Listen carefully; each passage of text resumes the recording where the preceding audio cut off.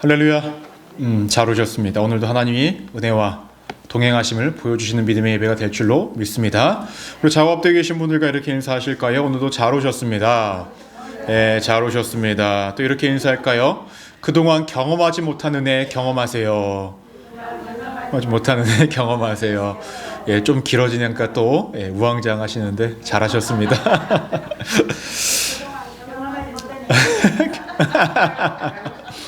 예, 경험하지 못한 은혜 경험하시라고 했습니다. 네네. 예, 오늘은 사무엘상 24장 8절에서 22절까지의 본문을 근거로 먼저 풀어야 풀리는 것이라는 제목으로 함께 은혜를 나누고자 합니다. 말씀 제목 한번 따라해 보실까요? 먼저 풀어야 풀리는 것. 네, 잘하셨습니다. 우리가 지난주에는 사무엘상 24장 1절에서 7절까지 본문으로 함께 말씀을 나눴었습니다. 오해스러운 순조로움이란 제목으로 나눴었는데요. 다윗과 무리가 도망하는 와중에 어떠한 사건을 마주하게 되냐면 사울을 마주하게 되죠. 근데 그 시점이 참 재밌습니다. 다윗을 쫓던 사울이 배가 아파서 굴에 들어가서 용변을 보고 있는 와중에 그 굴에 다윗과 그의 무리들이 함께 있었고, 다윗과 그 무리의 사람들은 이것이 하나님의 뜻인 것처럼 생각할 수밖에 없는 상황이었죠. 왜냐하면 사울을 죽이기에 너무나 좋고 알맞고 합당하고, 또 사울이 혼자 있었기에 아무런 저항도 하지 못하는 그런 상황이었기 때문에 그러합니다. 그래서 무리 다윗의 주변에 있던 사람들이 다윗에게 이야기합니다. 이것은 하나님이 주신 기회라고, 죽여야 된다고, 그래야 우리가 좀 더 편할 수 있다고 이렇게 말을 합니다. 하지만 다윗이 어떻게 했었습니까? 사울을 죽이지 않습니다. 그저 옷자락에 옷을 베기만 합니다. 그리고 한 가지 더 명령을 했습니다. 너희도 사울에게 아무런 해도 끼치지 말라라고 말입니다. 다윗이 사울을 죽이지 않았던 이유는 하나님께서 세우신 기름 부은 왕이기 때문에 그러합니다. 그런 왕을 처벌하고 그 왕을 처단하는 것은 자신의 몫이 아니라 하나님의 몫임을 알았기 때문에 그래요. 하나님이 세우신 것만으로도 다윗은 사울을 존중했고 존경했습니다. 또 하나님의 뜻을 기억하여서 사울을 살려보낸 것이죠. 당시의 상황을 보면 누구나 봐도 순조롭게 하나님께서 기회를 주신 것처럼 여겨지는 상황이었죠. 다윗에게는 두 번 다시 있을 수 없는 기회처럼 여겨지는 상황입니다. 근데 그것은 기회라기보다도 되려 죄를 지을 수 있는 최적의 유혹의 상황이었다는 거죠. 다윗은 그것을 분별했습니다. 그것은 하나님의 뜻이 아니라는 것을. 그 이유는 다윗은 하나님을 바라보며 기도하는 자였고 하나님의 뜻이 무엇인지를 분별할 수 있었기 때문에 그 순조로움이 하나님이 주신 것인지 아니면 죄악의 길에 발을 내딛는 것인지를 분별할 수 있었던 것입니다. 우리가 삶을 살아가면서 다윗과 같은 순간에 놓일 수 있다고 말씀드렸습니다. 모든 것들이 너무나 순조롭고 완벽하게 내 삶 가운데 어떤 득을 주는 상황이 놓여질 수가 있는데, 그때마다 우리가 기억하고 분별해야 할 것은 이것이 정말로 하나님의 뜻인지 하나님 내게 주신 기회인지, 그래서 우리가 분별할 수 있어야 됩니다. 그래야만 우리가 죄악의 길에 발을 내딛지 않고 하나님의 뜻 가운데 거할 수 있다라고 이렇게 말씀을 드렸었습니다. 오늘 말씀을 이어서 보시면 사울이 모든 일을 마치고 나가서 어느 정도 거리가 떨어진 와중에 8절에서 다윗이 이렇게 고백을 합니다. 그 후에 다윗도 일어나 굴에서 나가 사울의 뒤에서 외쳐 이르되 내 주 왕이여 하매 사울이 돌아보는지라 다윗이 땅에 엎드려 절하고 라고 말씀을 하고 있습니다. 다윗이 사울은 무엇이라 부르고 있습니까? 내 주 왕이여. 그리고 또 땅에 엎드려서 절을 합니다. 다윗이 사울에게 할 수 있는 최선의 최고의 표현과 예우를 갖추고 있죠. 내 주 왕이여 라고 말을 하고 더 나가서 납작 엎드려 절을 하고 있습니다. 사실 다윗이 사울을 부른다라는 것은 굉장히 위험한 사건입니다. 왜냐하면 불러서 들릴 정도면 그 거리가 그렇게 멀지 않다라는 거예요. 사울이 다윗인 것을 알게 되면 자신의 군사를 데리고 와서 다윗을 쫓아서 다윗을 멸할 수 있는 그런 상황도 되지 않겠습니까? 근데 그럼에도 불구하고 그런 것에 아랑곳하지 않고 다윗은 최대한의 예우를 갖춥니다. 그래서 이어서 다윗이 하는 말이 9절을 보니까 다윗이 사울에게 이르되 보소서 다윗이 왕을 해하려 한다고 하는 사람들의 말을 왕은 어찌 들으시나이까 라고 이렇게 고백을 합니다. 여러분, 우리가 지난주에 말씀을 보다 아시겠지만은 어떠한 상황을 대하고 있었을 때에 리더자의 주변의 사람들이 참 말이 많아요. 그렇죠? 그래서 이렇게 해야 된다 저렇게 해야 된다 말을 합니다. 그래서 다윗도 그 주변 사람들이 어떻게 했습니까? 사울을 죽여야 한다고, 이것은 하나님이 주신 기회라고 이같이 말을 했었습니다. 오늘 말씀도 봐도요, 사울 왕 주변에 더 많은 사람들이 있었을 거예요. 그러니까 그 사람들은 뭐라고 이야기했을까요? 다윗을 죽여야 한다고, 당신의 왕위를 위협하는 사람이라고, 이런 온갖 말들을 했겠죠. 더 나아가서는 사울 주변에서 사울이 왕위를 유지해야만 자신의 자리를 유지할 수 있고 자신에게 어떤 이득을 받는 상황이라고 한다면 그 사람들은 더욱더 강하게 사울 옆에서 이같이 이야기를 했을 것입니다. 다윗을 죽여야 한다고, 그래야 당신의 왕위를 유지할 수 있겠다라고 말입니다. 이러한 상황에 놓이니 다윗이 사울에게 이야기를 하는 것입니다. 어떻게 그 주변 사람들 말을 듣고 있습니까? 왜 그 사람들의 말을 듣고 나를 죽이려 하고 있습니까? 라고 이렇게 말을 합니다. 다윗이 이렇게 말을 할 수 있는 이유가 무엇일까요? 간단합니다. 사울을 죽일 수 있는 상황 속에서도 다윗은 사울을 죽이지 않았기 때문에 그러합니다. 무엇보다 다윗의 고백 속에는 진심이 묻어 있었기 때문에 그러해요. 10절을 보니까 나는 내 손을 들어 내 주를 해하지 아니하리니 그는 여호와의 기름 부음을 받은 자이기 때문이라 하였나이다. 내가 당신 사울을 죽이지 않는 것은 내 당신을 향한 존경과 사랑하는 마음도 있지만 무엇보다 하나님께서 기름 부으신 왕이기 때문에 그래요. 내 말 좀 믿어주십시오 라고 이렇게 합니다. 아까도 내 주 왕이여 라고 고백을 했지만 11절을 보시면 내 아버지여 라고 고백을 하듯이 정말 아버지를 대하는 그 마음으로 사울을 이같이 부르면서 자신의 이러한 진심을 전하고 있는 것입니다. 즉 하나님께서 기름 부은 권위도 인정하고 진심을 다하여서 사울을 존중하는 마음을 표출하며 나는 정말로 사울 당신을 죽일 마음이 없다고 다윗은 이같이 고백을 하고 있는 것입니다. 다윗이 그것을 말로만 이야기한 것이 아니었죠. 자신의 손에 뭐가 있습니까? 그 증거가 있습니다. 왕의 옷자락을 베었던 그 조각이 그의 손에 있죠. 사울은 그제서야 알았을 거예요. 자신의 옷자락에 베어져 있었다라는 것을. 다윗의 말에는 조금도 거짓이 없다는 것을 사울은 그제서야 발견할 수 있었을 것입니다. 이렇게 본다면 다윗이 참으로 지혜로운 사람이었어요. 만약에 옷자락을 베지 않고 그냥 보냈다고 한다면 지금 다윗이 한 말이 사울에게 있어서는 그렇게 믿음직한 말이 되지 못했을 거예요. 하지만 옷자락 벤 것이 보였고 다윗이 하는 그 모든 말이 진심과 진실로 들렸기 때문에 사울은 그의 말을 믿을 수밖에 없었고 명확하게 알 수밖에 없습니다. 그리고 이어서 하는 말이 무엇이냐면 왕은 내 생명을 찾아 해하려 하시나 나는 왕에게 범죄한 일이 없나이다 라고 이같이 고백을 합니다.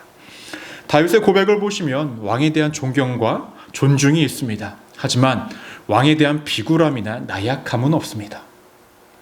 사실을 말하고 있고 자신의 뜻을 명확하게 표출하고 있으면 여차하면 자신이 죽을 수도 있는 상황 속에 있었지만 나약하거나 비굴함은 없었다라는 거예요.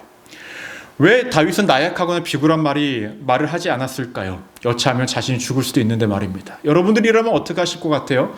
멀리 있었던 하지만 목소리를 들을 수 있는 그 거리에 있는 사울을 부르시겠습니까? 안 부르시겠습니까?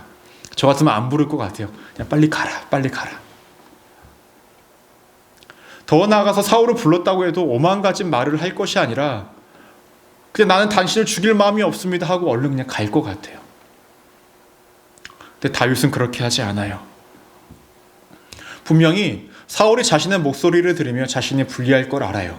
금방 자신을 쫓아올 수도 있고 전쟁을 한다면 자신들의 숫자가 적은 것도 알고 그 무엇 하나 자신에게 유리할 것이 하나도 없다는 것을 알고 있지만 그가 이렇게 낱낱이 모든 것들을 고백하며 자신의 진심과 진실을 전달하고 있었던 이유는 간단합니다.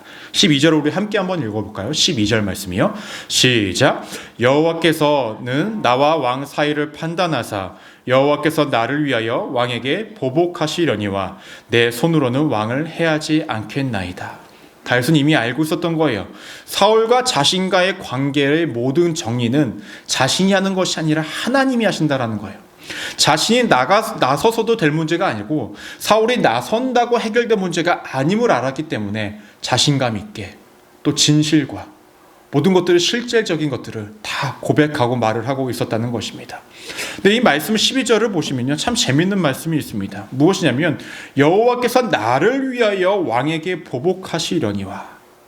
다윗의 고백 속에는 하나님께서 자신을 위해서 사울에게 보복을 하신다라는 거예요. 이러한 고백 속에는 적어도 하나님 앞에서 사울과의 관계 앞에서 다윗 자기 자신은 아무런 잘못이 없음을 스스로가 알고 있고 하나님 앞에 당당하게 설 수 있다라는 것을 고백하는 것과 다르지 않다라는 것입니다. 또 우리는 지난 말씀을 보면 명확하게 알고 있죠. 다윗의 이 당당함, 나를 위하여 하나님께서 보복을 하시겠다 라고 이렇게 당당하게 이야기할 수 있는 것은 그의 삶 가운데서 사울을 정말로 죽이고자 했던 그런 어떠한 마음도 행동도 없었다라는 것을 주변 사람들이 다 증명했습니다. 예를 들면 요나단도 증명을 했고요, 그의 와이프인 미갈도 증명을 했었습니다.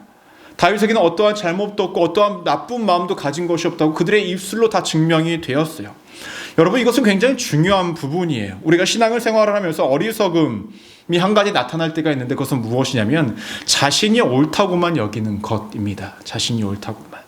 어떠한 상황에 대해서도 어떠한 사람과의 관계에 대해서도 말입니다. 근데 사실 그렇지 않을 때가 더 많이 있어요. 전체적인 상황 속에서 나의 입장만 보다 보면 나만 억울한 사람이 됩니다. 하지만 꼭 상황이 그렇지 않다라는 거야. 하지만 다윗은 달랐어요. 주변 사람들이 모두가 인정하는 것만큼, 다윗은 그 스스로가 인정할 만큼, 주변도 인정해 주는 만큼 그의 삶 가운데는 잘못이 없었다라는 것이 증명이 되었다라는 거예요. 그의 억울함은 혼자만의 오해에 빠진 억울함이 아니라요, 하나님 앞에서 인정받은 억울함이었다라는 거예요. 때문에 하나님께서는 그의 억울함에 대해서 보복해 주신다라고 말씀을 하고 있는 것입니다. 이해가 되십니까? 우리는 스스로 나 힘들다, 어렵다, 난 고통스럽다, 근데 내 관점과 내 생각과 나의 입장만 추하면서 내가 어떠한 말을 했는지 어떻게 상황을 대했는지는 별로 중요하지 않아요. 내가 힘들고 내가 어려우니까 하나님 보복해달라고 고백할 때가 있을 수가 있다는 거예요. 하지만 성경은 명확하게 이야기합니다. 다윗은 주변 사람들이 인정하는 것만큼 그 일에 대해서, 사울과 그 둘의 관계에 대해서는 철저하게 깨끗한 사람이었다는 거예요. 이러한 측면에서 본다면요, 여러분, 우리 주변에 누가 우리와 함께하고 있는지가 너무나 중요해요. 이게 왜 중요한지 아십니까? 내가 힘들고 어려울 때 누군가가 나의 감정만을 위로해 주는 사람만 있다면 어떡할까요? 그런 사람들이 오히려 나를 더 위기 속에 빠뜨릴 수가 있습니다. 내가 분명히 하나님의 뜻에 맞지 않는 삶과 상황을 살아가고 있는데 그 사람은 단순히 나를 위로만 하고 있는 거예요. 근데 우리는 그 위로를 받다 보면 나에게는 아무런 잘못이 없는 것처럼 여겨요. 왜냐? 누군가가 마치 나의 편이 되어줘서 나를 위로하고 있기 때문에, 내겐 잘못이 없구나. 그 위로가 정말로 선한 위로가 될까라는 거예요. 그렇지 않죠. 우리 주변에 우리가 이러한 사람이 있었으면 좋겠다라고 여겨지는 사람이 어떠한 사람이냐면 나를 위해 기도해주는 사람입니다. 더 나아가서 기도해주는 사람이 나의 힘듦과 어려움을 공감해주고 위로는 해주되 나의 모습을 객관적으로 바라봐줄 수 있는 사람이 있기를 원해야 합니다. 나 역시도 누군가에게 그러한 사람이 되어줘야 하고 우리 주변에 그러한 사람들이 있기를 기도해야 한다는 거예요. 우리 순복음 소망교회 우리 모든 성도님들이 서로가 이러한 존재가 되기를 소망합니다. 단순히 위로해주는 것을 넘어서 위로해주기 전에 내가 그 사람을 위해서 먼저 기도하고, 그 다음 그 사람 위에 힘듦과 어려움을 공감하고 위로해주고, 더 나아가서 그 사람의 정말로 잘못되고 모자란 부분들을 함께 나누면서 바른 길로 인도해 줄 수 있는 것, 그것이 우리의 삶의 한 가지 모습이 되어야 하지 않을까 생각하게 되어집니다. 여러분, 말씀을 이어서 보니까요, 다윗은요 속담을 빗대어서 이렇게 고백을 합니다. 옛 속담에 말하기를 악은 악인에게서 난다 하였으니 내 손이 악을 행하지 아니하였나이다 라고 이렇게 고백을 합니다. 여러분, 악한 행위가 악한 사람을 만들까요? 악한 사람이 악한 행위를 할까요? 헷갈리십니까? 정확하게는 악한 사람이 악한 행위를 하겠죠. 그렇죠? 이 말을 다윗이 왜 했냐면요, 자신이 정말로 악한 마음을 갖고 악한 사람이라고 했다면 내가 사울 당신을 죽였을 거라는 거예요. 하지만 나는 내가 악한 마음이 없고 악하지 않기 때문에 당신을 죽이지 않았다라는 거죠. 이와는 반대로 그러면 사울 당신을 어떻게 표현하고 있는 것입니까? 당신은 지금 악한 사람입니다. 때문에 나를 지금 악하게 죽이려고 하는 것입니다 라고 반대로 고백하는 것이기도 합니다. 더 나아가서 14절을 보니까 죽은 개나 벼룩을 쫓음이니이다 라고 이렇게 표현을 합니다. 여러분, 벼룩이 여러분 일상 속에서 필요한 경우가 있으십니까? 벼룩? 예전에 우리 교회에 이렇게 막 곰팡이 있고 할 때 벼룩이 제법 날뛰었다라고 이렇게 말씀들을 하시던데, 벼룩은 쓸모가 없어요. 하찮은 존재예요. 여러분, 당시에 개는요 혐오의 대상이었어요. 근데 죽은 개는요 무가치한 것을 의미합니다. 근데 다윗은 자신을요 벼룩, 죽은 개로 표현하면서 자신은 정말로 무가치하고 하찮은 존재라고 이야기를 해요. 근데 왕 당신 사울이 자신처럼 무가치한 존재를 죽이려고 쫓아다니는 것 자체가 너무나 무의미한 행동이라는 거예요. 왜 그렇게 행동을 하냐라고 이렇게 고백을 합니다. 그러면서 하나님은 나의 재판장이 되어주실 거다라고 고백을 합니다. 여러분, 재판장은요 누구를 심판하는 역할도 하긴 하지만 또는 어떠한 역할을 할까요? 누군가에게 위로를 주는 역할을 합니다.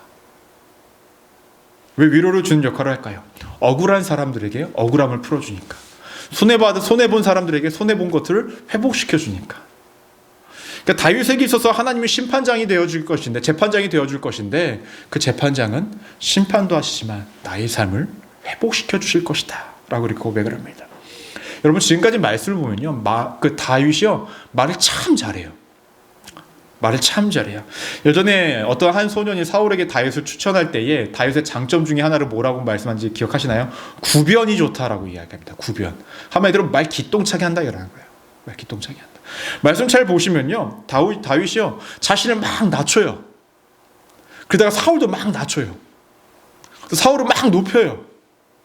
막 낮췄다 높였다 막 이렇게 해요. 사울을 막 쥐락펴락 하는 거예요. 말로. 말 참 잘하는 사람이에요. 그런데 여러분, 다윗의 그 말 속에는요 진심이 담겨 있었고요 진실도 담겨 있습니다. 무슨 말이냐면 사울을 향한 마음은 진심이었습니다. 하지만 하나님이 모든 것을 하실 것이라는 진실도 담겨져 있었다라는 거예요. 이해가 되십니까? 하나님께서 심판하실 것, 복수하실 것, 그 진실도 담겨져 있었다라는 거죠. 그러면 이러한 다윗의 고백 속에서 사울은 어떻게 대답을 하냐? 저는 이 뒤에 말씀을 보면서요 와, 소름 돋는다라는 생각이 들더라고요. 16절을 보니까 이렇게 말씀합니다. 다윗이 사울에게 이같이 말하기를 마침에 사울이 이르되 내 아들 다윗아 이것이 내 목소리냐 하고 소리를 높여 울며. 여러분, 조금 전까지만 해도 다윗을 죽이려고 혈안이 됐던 사울이었어요. 블레셋과의 전쟁을 마치고 돌아오자마자 사람 얼른 뽑아가지고 3,000명 뽑아가지고 다윗을 쫓아가기에 바빴던 사울이었어요. 그런데 사울이 뭐라고 표현을 합니까? 내 아들 다윗아. 설교 중에 이러한 말을 해도 되지만 이 정도면 거의 정신병자 아닙니까? 저는 와, 소름이 돋더라고요. 내 아들 다윗아. 너무나 보고 싶었던 것처럼 이렇게 이야기를 해요.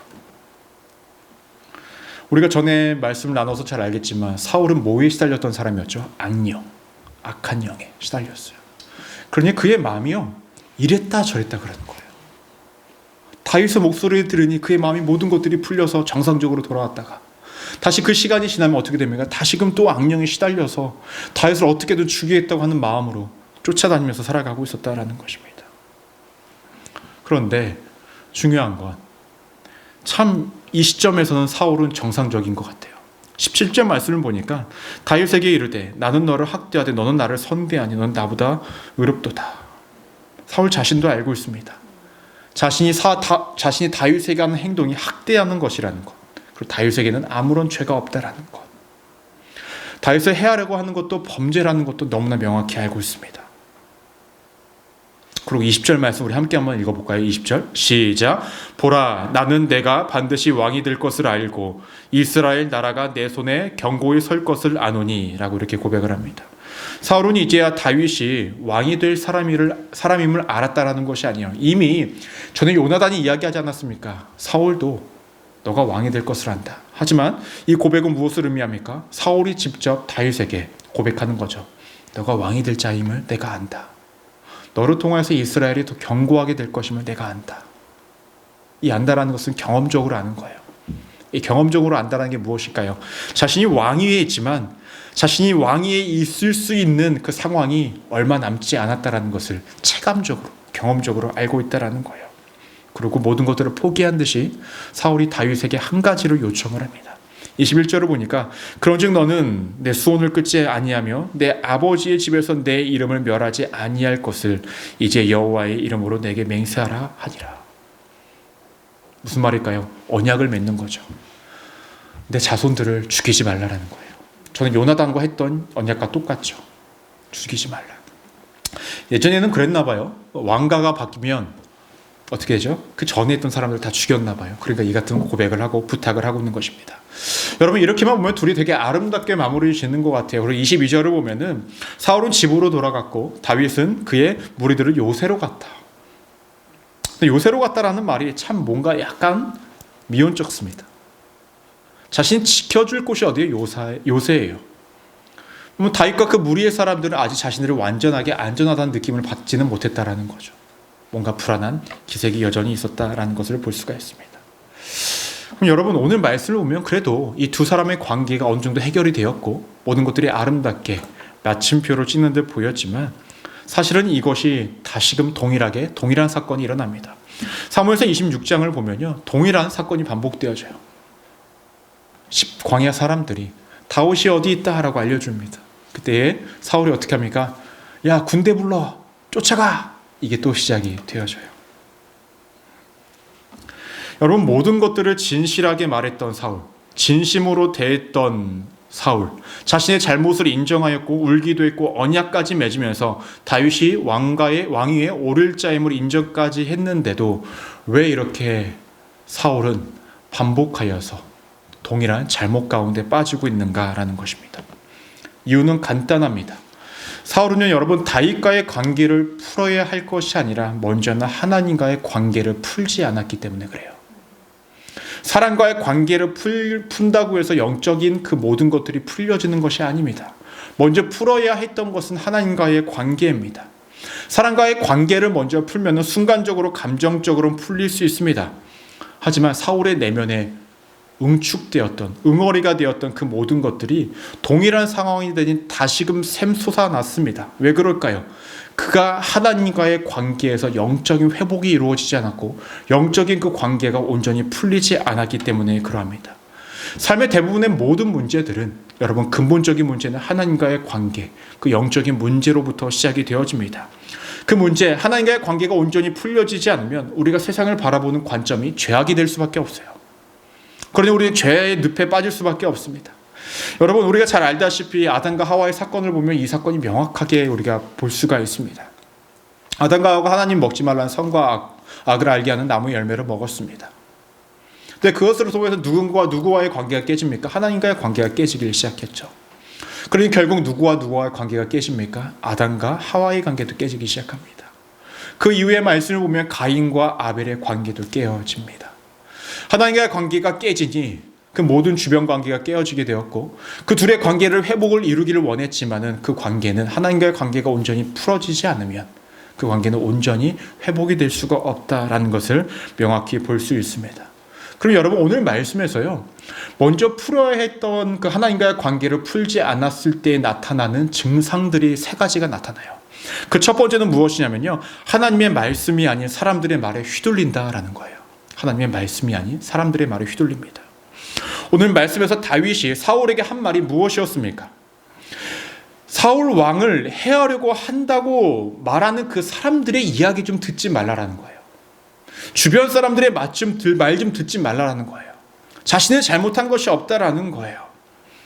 하나님과의 관계가 깨진 사람들의 증상의 대표적인 모습이 이렇습니다. 하나님의 말씀에 귀를 기울이는 것이 아니라 주변 사람들의 말에 귀를 기울입니다. 사울을 보면요, 주변 사람들의 말을 통해서 다윗을 죽이러 갔어요. 근데 좀 전까지는 또 다윗이 말을 한 거에 따라서 어떻게 됩니까? 다윗의 말에 또 마음이 흔들려서 울어요. 사람들의 말에 이랬다가 저랬다가 흔들립니다. 반면에 다윗은 어땠습니까? 지난주에 우리가 말씀을 나눴을 때 사람들이 다윗 사울을 죽이라고 이야기했지만 흔들리지 않습니다.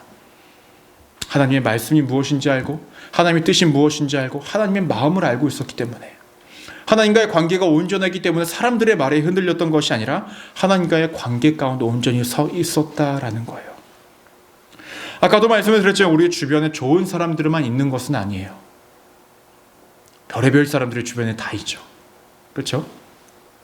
우리 주변에 나를 위로하고 나의 편이 되어주는 사람이 무조건 좋은 사람이다라고 여기지는 마시길 바랍니다.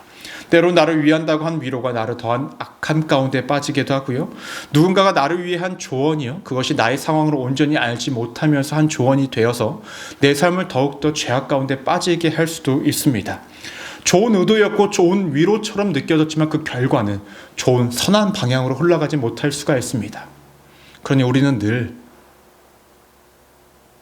하나님과의 관계 속에서 사람의 말과 위로에 귀를 기울이며 그것에 만족을 누리는 것이 아니라 하나님이 주시는 위로와 하나님 주시는 말씀을 통하여 우리가 살아가야 합니다. 그래야 우리와 하나님과의 관계가 그 선이 엉키지 않고 매듭을 잘 풀어갈 수 있다는 거예요. 두 번째는 어떠한 모습이 있냐면 자신이 하나님과의 관계가 무너졌다는 것을 모른다는 거예요. 18절 말씀을 보시면 우리 함께 한번 읽어볼까요? 18절 시작. 내가 나 선대한 것을 오늘 나타냈나니 여호와께서 나를 내 손에 넘기셨으나 내가 나를 죽이지 아니하였도다. 18절에서 말을 하고 있는 것은 무엇이냐면요, 사울은요 자신의 적대적인 적이 누구라고 생각합니까? 다윗이라고 생각을 해요. 하지만 사울이 보지 못하는 적대적인 존재는 누군지 아십니까? 하나님이에요. 그는 자신의 적이 다윗이라고 생각했지만 하나님과의 관계가 깨진 사울이기 때문에 그의 적은 하나님입니다. 근데 사울은 이것을 인식하지 못해요. 앞서 말씀을 나눴듯이 사울은 마치 하나님께서 자신 편인 것처럼 고백할 때도 있고요, 자신을 축복하시는 것처럼 고백할 때가 있습니다. 마치 하나님이 자신의 편인 것처럼, 자신과 함께 하시는 것처럼 사울은 알지 못하고 있어요. 자신과 하나님과 관계가 무너졌고 하나님은 더 이상 그를 돌보지 않고 있다는 것을. 그럼에도 자신은 하나님의 뜻대로 잘 살고 있다라고 여기며 다윗을 적대하며 살아가는 것이 그의 모습이었다라는 것입니다. 우리가 신앙생활을 하면서 빠지지 말아야 할 오류입니다. 예전부터 믿어왔고 내가 알기 때문에, 내가 믿고 있다고 생각하기 때문에 나는 하나님과의 관계가 아무런 문제 없다라고 여길 수 있다라는 겁니다. 하지만 그렇지 않죠. 익숙함에 빠져 오해하지 마시기 바랍니다. 익숙함에 속지 마시기 바랍니다. 당연함에 속지 마시길 바랍니다. 내가 하나님과의 관계가 엉켜있다면 여러분 그 매듭 얼른 푸셔야 합니다. 엉켜있는지 모르고 계실 수도 있어요. 그러니까 우리가 늘 깨어 있어야 한다는 거예요. 믿음 안에서 말입니다. 그 하나님과의 관계를 우리가 온전히 풀지 못하면 다 엉켜버립니다. 제 개인적인 그 삶을 되돌아보면 제가 하나님과의 관계 속에서 기도해야 할 때 기도하지 못하고 더욱더 하나님께 매달려야 할 때 매달리지 못하는 상황 가운데 놓여지면 저는 제 삶에 나타나더라고요. 네. 주변에 저와의 어떤 관계된 많은 것들이 트러블이 많이 일어나요. 트러블이 많이 일어나요. 그때마다 저는 이제 깨닫죠. 아유, 기도해야 되겠구나. 기도해야겠구나. 많이 엉켰구나. 다시 풀어야 하는구나. 물론 그것을 푸는 것도 하나님의 은혜로 풀리는 겁니다. 하지만 풀기 위해 하나님 앞에 나아가는 그 모습을 하나님 기다리고 계시다는 거죠. 여러분들의 삶은 어떠하셨는지 모르겠습니다. 여러분, 우리는 늘 깨어 있어야 해요. 하나님과의 그 믿음의 연결의 끈이 엉켜있지 않은지를 늘 되돌아보시기를 바랍니다. 마지막으로 우리가 기억하셔야 될 것은 무엇이냐면요, 하나님과의 관계가 엉켜있고 풀지 못하는 사람들의 증상 중에 하나는 무엇이냐면 동일한 상황에 동일하게 무너진다라는 거예요. 동일한 상황에 동일하게 무너진다. 오늘 말씀을 보면 사울이요, 모든 것들이 풀린 것처럼 돌아갔지만 아까 말씀드린 것처럼 사무엘상 26장을 보면 다시금 사람들의 말을 휘둘립니다. 그리고 다시금 다윗을 죽이러 쫓아가기를 시작을 합니다. 동일한 상황이 되니 마음속에, 마음 한구석에 자리 잡고 있었던, 그 숨겨져 있었던, 자신도 모르게 숨겨져 있었던 그 응어리가 다시금 피어나기를 시작을 하죠. 다시금 움직입니다. 그것이 잘못인 줄 알면서도 움직이고 그것이 잘못인지 모른 채 움직일 수도 있고요. 그렇게 움직이기 시작합니다. 분명 사울은 울었어요. 간절히 호소했어요. 다윗과 언약도 맺었어요. 진실했고 참회했습니다. 하지만 하나님과의 관계가 무너진 가운데에, 풀지 못한 그 가운데 이루어졌던 참회, 무의미했고요. 그의 회복은 일구어지지 않았다라는 거죠. 너무나 중요한 부분입니다. 우리가 신앙생활을 하면서 기도를 해야 된다는 건 너무나 잘 알고 있죠. 근데 우리가 회개를 한다라는 개념을 좀 다르게 잡아야 될 것 같습니다. 제가 오늘도 이제 그 기도 영상을 찍고 하는데 이러한 기도를 영상으로 찍었습니다. 하나님, 우리가 온전한 회개자가 되기를 소망합니다. 근데 우리가 무엇인가를 잘못했다고 깨달았다는 것이 회개가 아니지 않습니까? 내가 잘못했다는 것을 인정하는 것이 회개가 아니지 않습니까? 진짜 회개는 내가 본래의 자리로 돌아가는 거지 않습니까? 하나님이 나를 창조하셨을 때의 그 가장 고귀했던 모습으로, 가장 깨끗했던 모습으로 하나님과의 관계가 지속적으로 유지되었던 그 본래의 자리로 내가 돌아가는 것 아니겠습니까? 단순히 눈물로 호소하고 내 잘못을 인정하는 것, 그 수준의 회개가 아니라 정말로 내가 본래의 자리로 돌아가는 회개를 이루어지게 해달라고 기도했습니다. 여러분, 사울이 해야 했던 회개는 본래의 자리로 돌아가는 회개여야 했어요. 자신의 잘못을 인정하고 눈물로 호소했던 그러한 고백과 기도가 아니고 말입니다. 그래야만 하나님과의 관계가 온전히 회복되어집니다. 말씀을 정리하고자 합니다. 우리가 먼저 풀어야 할 것이 있습니다. 내 삶에 문제가 여러 가지가 있다고 할지라도 그 문제를 먼저 대하기에 앞서서 나와 먼저 하나님과의 관계를 풀어나가시기를 바랍니다. 그것이 먼저 풀려야 그 문제를 바라보는 나의 시선이 하나님의 뜻에 맞게 바로 볼 수가 있습니다. 하나님과의 관계가 풀려야 내 삶에 주어진 심경과 어려움이 내게 주신 하나님이 어떠한 마음이고 어떻게 해결하기를 원하시는지를 그것을 우리가 바라볼 수가 있다는 거예요. 그렇지 않고 단순히 문제만을 해결하기 위해 사람 대 사람으로 인간적인 마음으로 풀어간다고 한다면 오늘 말씀과 같이 사울의 모습과 같이 그 같은 상황이 또 반복되어지면 또 힘겨워하고 무너질 수밖에 없는 것이 우리들의 삶이 될 수밖에 없다는 거예요. 저 여러분들이 늘 하나님의 뜻 안에서 하나님과의 온전한 관계를 잘 풀어가시기를 소망합니다. 그러함으로 여러분들의 모든 삶이 하나님의 뜻 가운데에 그 바른 가운데에 옳음 가운데 있으시기를 주님의 이름으로 간절히 축원합니다. 기도하시겠습니다.